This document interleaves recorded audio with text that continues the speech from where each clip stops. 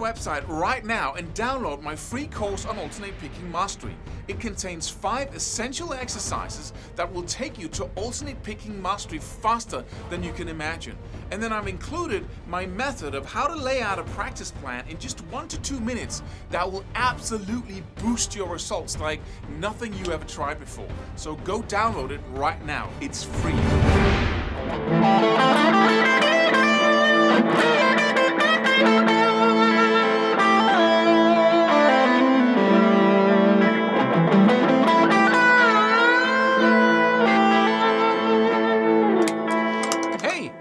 I was actually just playing the blues scale here, and with a couple of extra tools that I'm going to show you in this video, because you can expand that blues scale or that minor pentatonic with just a couple of arpeggio shapes. And if you have your favorite first position minor pentatonic shape, right, then you can add some shapes to it that's just gonna open up the sound completely, and you can do that very rapidly in minutes. So stick with me. When you do this, when you build on something you know already, you can make the fastest progress. Because if you, let's say you really got that first position blues scale shape down and you enjoy playing over minor tracks, this example is A minor, right? And you're using that to, to kind of blues rock stuff. I'm not talking,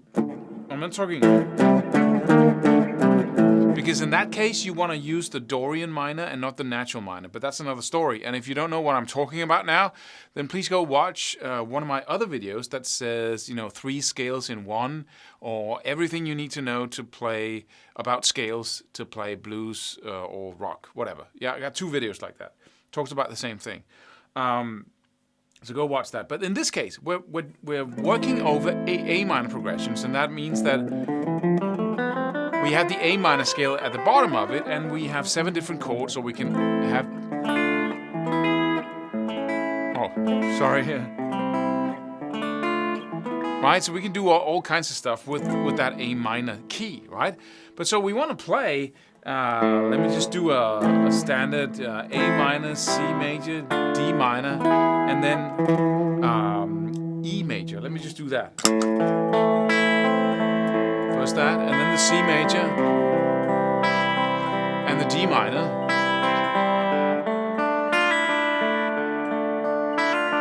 and E major, dominant. All right, and I can use my minor pentatonic.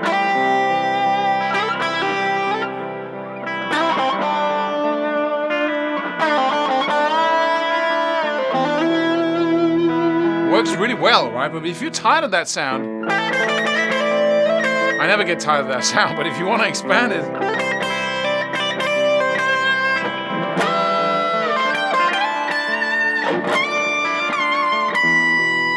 that's not a pentatonic note. What you can do, you can take the C major 7th arpeggio and add it really easily, and it sounds like this. Pentatonic.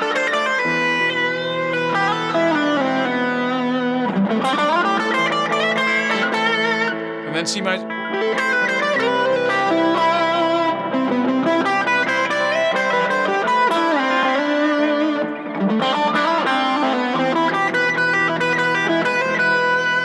Right, so you get a completely different range of sounds by going into that arpeggio.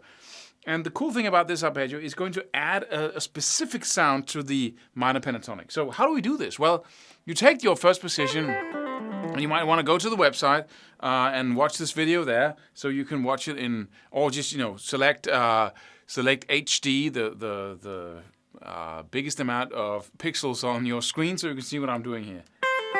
You have the first position minor pentatonic shape in the 5th fret, and then you can go up and play. If you know a C major 7th arpeggio shape, you can use that. I'm just going to give you a couple of ideas here. You have that in the 7th fret and the 8th fret on the high E string with your 1st and 2nd finger, on the B string in the 8th fret, and on the G string in the 9th fret with your 3rd finger. That's just, you can just stop there and just use this little shape. And then go in and out of that shape. And and then back to your minor pentatonic shape in the 5th fret.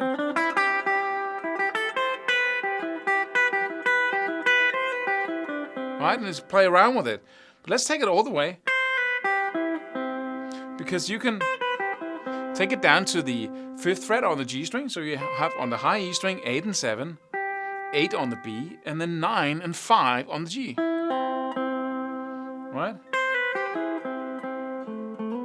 And we can do the next note actually on the G string as well in the 4th fret. With the first finger, so you slide down there. So now we have the 9th, the 5th, and the 4th on the G string. And then on the D string, you have the 5th fret, on the A, the 7th, on the E, the 8th and 7th. So it sounds like this.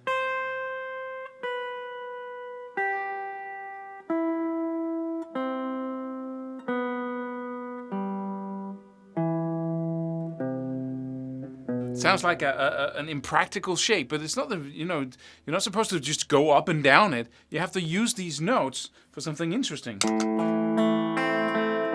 What you do is you practice that shape we just laid out, and you visualize the first position, minor pentatonic.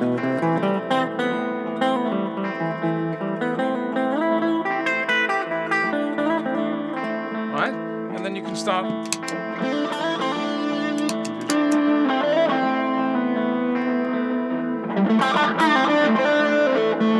That's the blues scale, right?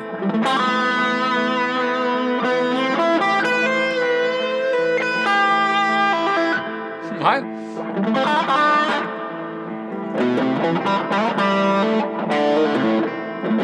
Blues scale again.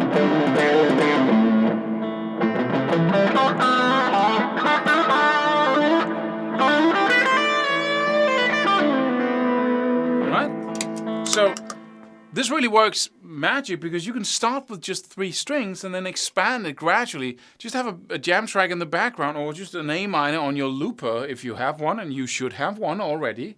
So that's an excuse to buy some extra gear.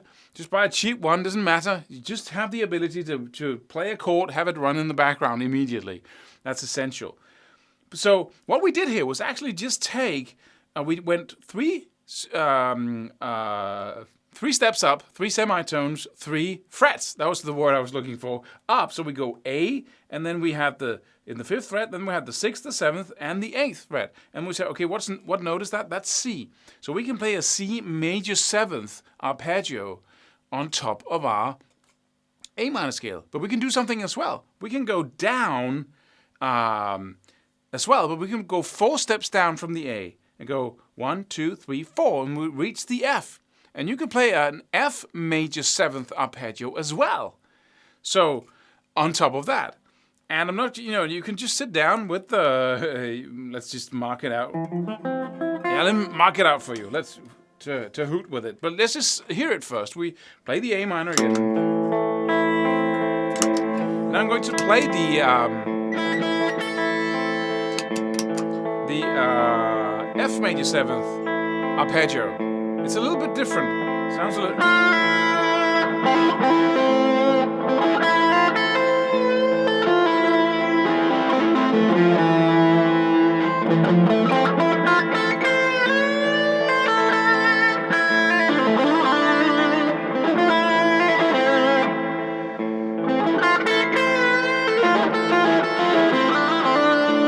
If I combine it with C major.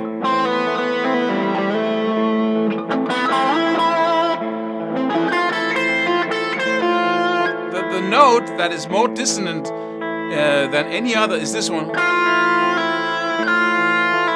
you can resolve that up, one semitone lower than that.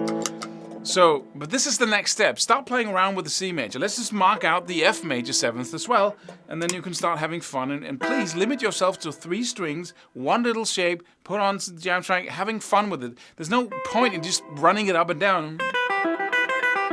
You can do that when you practice technique, but this is improvisation. So you need to jump around and mix it up with other notes and visualize the patterns on the fretboard as you do so. So let's just mark out the F major 7th, which was 4 steps down, 4 frets down, And the other one, the C major, was 3 steps up. So that means that if you're playing an E minor, you can do the same thing. Da, da, da, da. It means that you have a G major 7th, 3 frets up, and you have a C major 7th as the other arpeggio. Let's mark out the F, just so you have something to work with. All right, let's do my favorite 2-1-2 shape here. We got note in the 5th fret and the 8th fret on the high E string, a note in the 6th fret on the B string. Then we have a note in the 5th and the 9th. You have to get used to these double whole tone stretches here, because they open up a whole new world, basically. If you're only used to going 3 frets, you must, develop that ability. So 5 and 8 on the high E string, 6 on the B string, 5 and 9 on the G string, and then 7th fret D string, and then 8 and 7 on the A string. Let's just keep it there, because we have a nice 2-1-2 shape. We've got 2, 1, 2, 1, 2.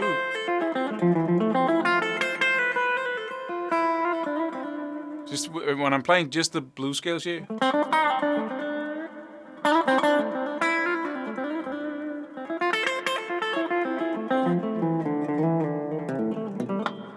C major 7.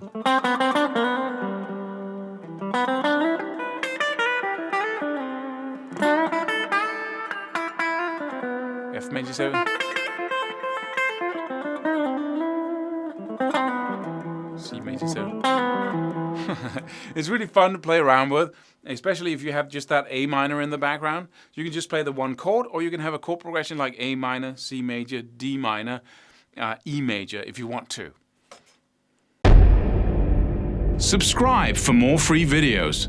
Do it. Do it now. Do it.